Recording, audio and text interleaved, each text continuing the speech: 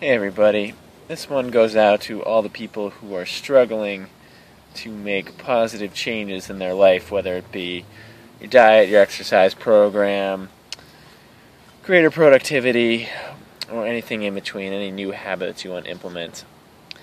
And I think one of the biggest lessons I can impart to people, and I see this where people fail, is just like trying to do everything with willpower. Like, oh, if I just try harder today, I'll be able to eat all raw, or I'll be able to, get my workout in, or whatever. Like this week, like I missed a bunch of workouts, but next week I'm just gonna try harder. And I think what they fail to realize is that number one, like willpower is a finite resource, and number two, like the people who are successful at these things that they want to be able to do, don't do it merely because of willpower. In fact, I would say it's probably about 10% willpower. It's more about habits. That's what you're trying to build, habits. And habits are formed by having systems. And, excuse me, I'm making a video. You want to come up? Say hi to everybody. Hi. Are you going to say hi? Okay. So, habits are formed by making systems, and I think that systems are way more important for success than willpower. I think a lot of people just think, well, if I just try hard, like if I want it bad enough, I'll just be able to do it. And that's part of it, but it's, from what I've noticed over the years, trying to, build new habits that really serve me, it's like systems are way more important than willpower. So what do I mean by systems? Well, for one thing, like staying 100% raw food, one of the main things I do is whenever I leave the house, I take some food with me. In fact, I usually try to take more than I'm going to need just in case. So that way, I always have food on me, and I never have the excuse, well, I was out and there wasn't any food, so I went to, go to Loving Hut or name your pick vegan junk food truck or whatever, Like, I always have food with me.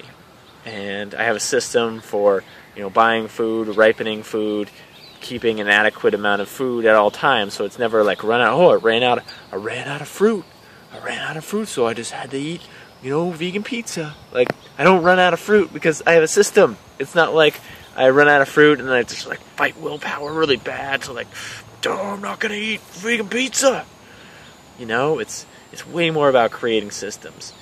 And everybody's got to create their own systems that work for them. I'm not going to give you like a boilerplate way to do it, but just be cognizant of that. If like you're running into the same problems, like you keep making the same mistakes, it's time that you worked out a better system. Because successful people have systems.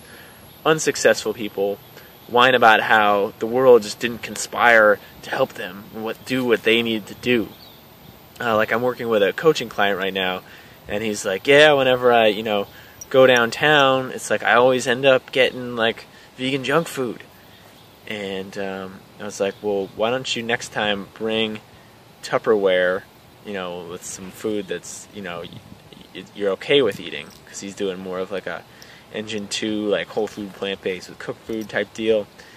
And he's like, oh, okay, yeah, I don't have any Tupperware. Like, that would be a good idea. And then check in with him the next week. Oh, yeah, I did it again, I was like downtown, I just had to get like the vegan barbecue.